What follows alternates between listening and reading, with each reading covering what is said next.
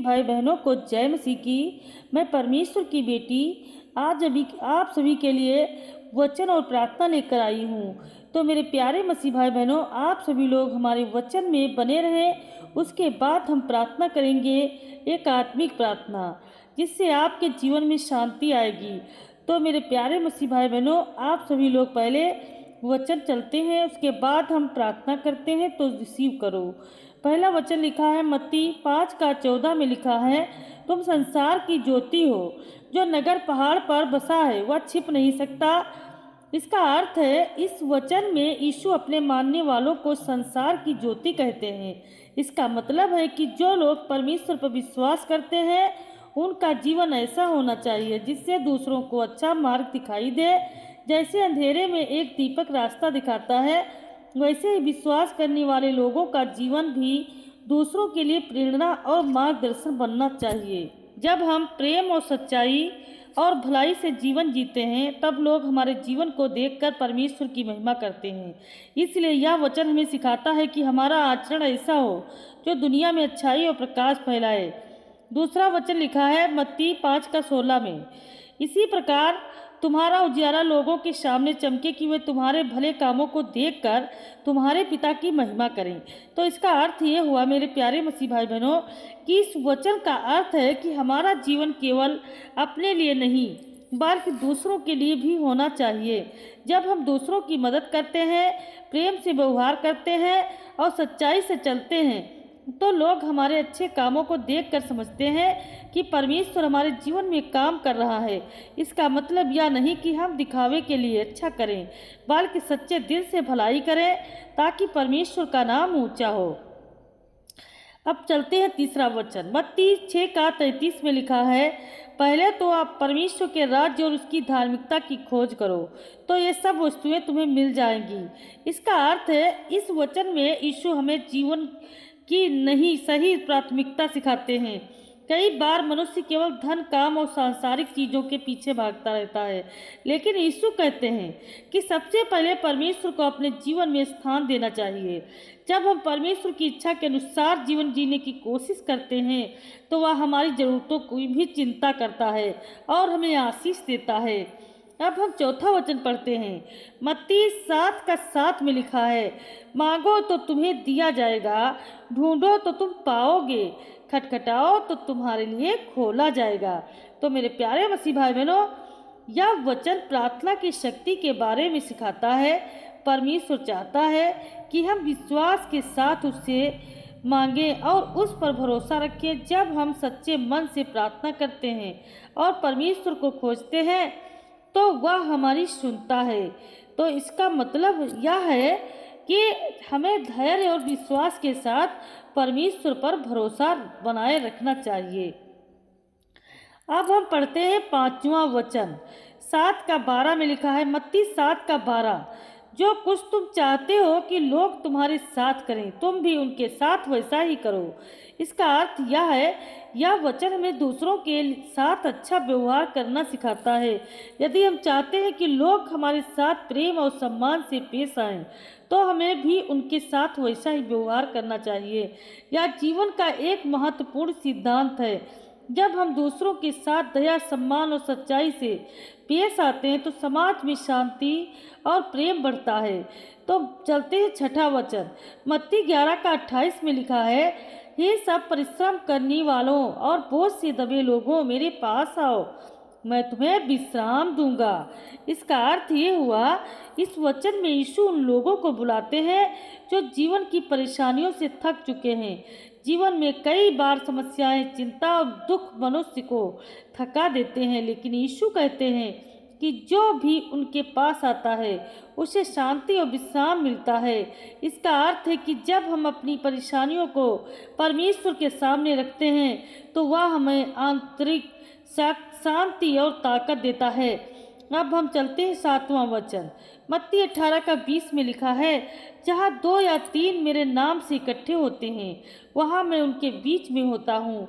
इसका अर्थ ये हुआ मेरे प्यारे मसीह भाई बहनों, इस वचन में यीशु बताते हैं कि जब लोग उनके नाम से एक साथ प्रार्थना और आराधना करने के लिए इकट्ठे होते हैं, तो परमेश्वर की उपस्थिति वहाँ होती है। इसका मतलब है कि प्रार्थना और संगति में बहुत शक्ति होती है। जब विश्वास करने वाले लोग मिलकर परमेश्वर की आराधना करते हैं तो उन्हें विशेष आशीष और आत्मिक बल मिलता है। 8वां वचन लिखा हुआ है 19:26 में, मत्ती 19:26। मनुष्यों से यह नहीं हो सकता परंतु परमेश्वर से सब कुछ हो सकता है। इसका अर्थ ये हुआ, यह वचन हमें सिखाता है कि मनुष्य की शक्ति सीमित है लेकिन परमेश्वर की शक्ति असीम है। कई बार परिस्थितियाँ इतनी कठिन हो जाती हैं कि हमें लगता है कि अब कुछ नहीं हो सकता, लेकिन परमेश्वर के लिए कोई भी बात असंभव नहीं। इसलिए यह वचन हमें आशा देता है कि हमें कभी हार नहीं माननी चाहिए बल्कि परमेश्वर पर भरोसा रखना चाहिए। अब चलते हैं 9वां वचन, मत्ती 21:22 में लिखा है, जो कुछ तुम प्रार्थना में विश्वास से मांगोगे वह सब तुम्हें मिलेगा। इसका वचन है, इस वचन में विश्वास और प्रार्थना का महत्व बताया गया है। जब हम केवल शब्दों से नहीं बल्कि सच्चे विश्वास के साथ परमेश्वर से प्रार्थना करते हैं तो वह हमारी सुनता है। इसका मतलब यह भी है कि हमारी प्रार्थना परमेश्वर की इच्छा के अनुसार होनी चाहिए और हमें विश्वास रखना चाहिए कि वह हमारे लिए सबसे अच्छा करेगा। मत्ती 10 का नंबर लिखा है, मत्ती 28:20 में, वचन देखो, मैं संसार के अंत तक सदैव तुम्हारे साथ हूँ। इसका अर्थ ये है, यह वचन बहुत बड़ा आश्वासन देता है। इसमें यीशु अपने अनुयायियों से कहते हैं कि वे कभी अकेले नहीं हैं, चाहे परिस्थिति कैसी भी हो, परमेश्वर हमेशा उनके साथ रहता है। यह वचन हमें हिम्मत देता है कि हम जीवन के हर समय में निर्भय होकर आगे बढ़ें, क्योंकि परमेश्वर का साथ हमेशा हमारे साथ बना रहता है। तो मेरे प्यारे मसीह भाई बहनों, आप सभी को वचन कैसे लगे, आप सभी लोग कमेंट करके ज़रूर बताना।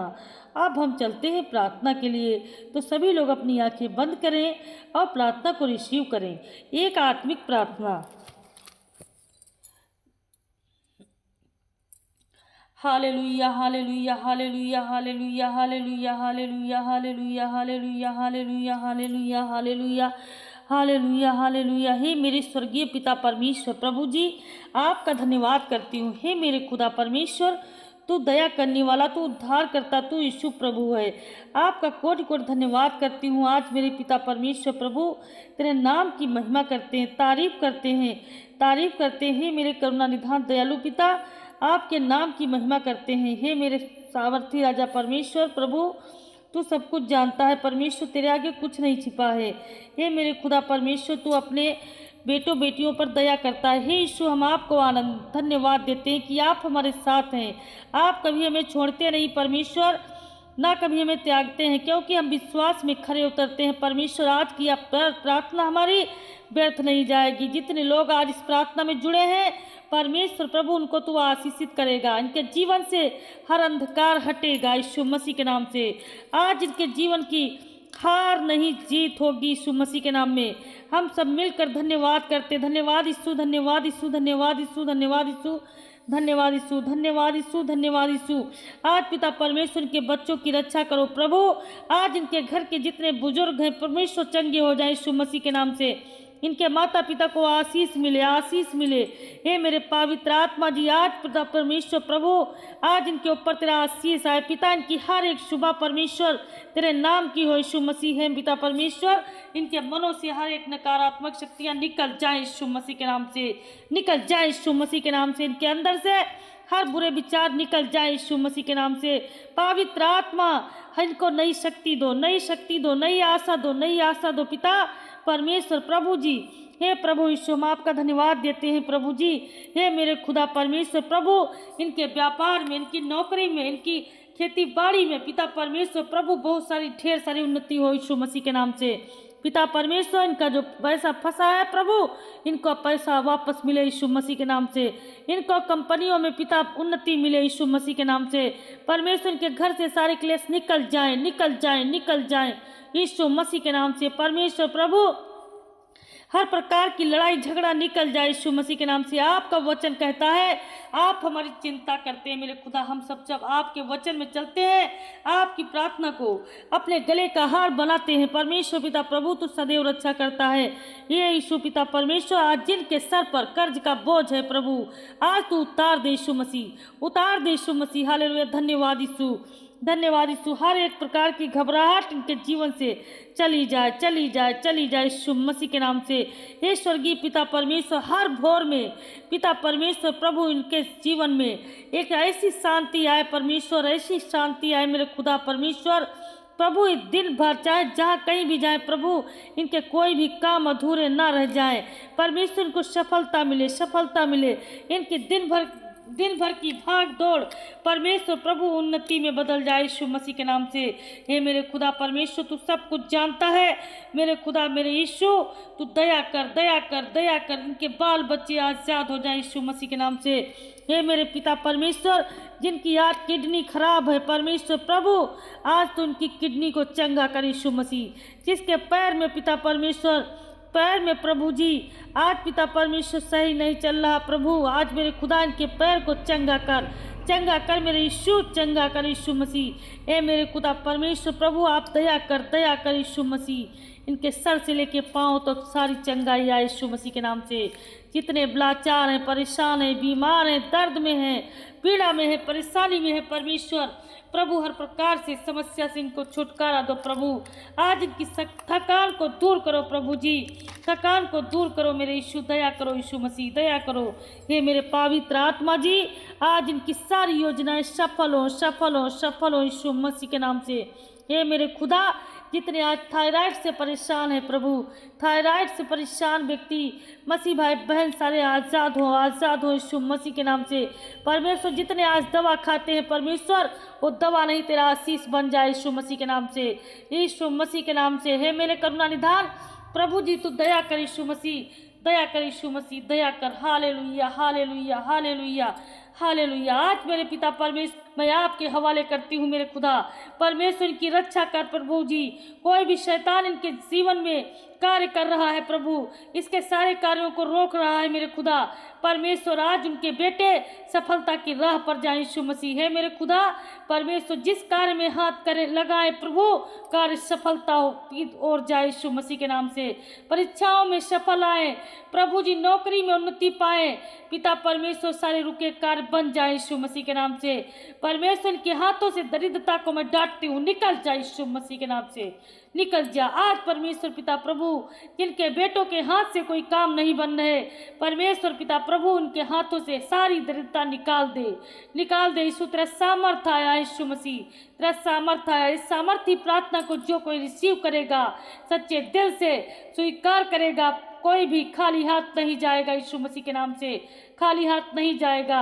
हे मेरे पिता परमेश्वर प्रभु जी, तू दया कर, दया कर, दया कर। हर एक प्रार्थना सुनने वाले जनों, आप सभी के लिए ये प्रार्थना है, ये संकेत है कि आप सभी लोग चंगे हो चुके हो, चंगाई देख चुके हो, अपने जीवन में उन्नति देखोगे। हालेलुया, हालेलुया, हालेलुया, हालेलुया, हालेलुया। मेरे प्यारे मसीह भाई बहनों, हर रोज प्रार्थना सुनने के लिए तैयार हो ना, यीशु मसीह के नाम में सामर्थी प्रार्थना। हालेलुया, आमीन।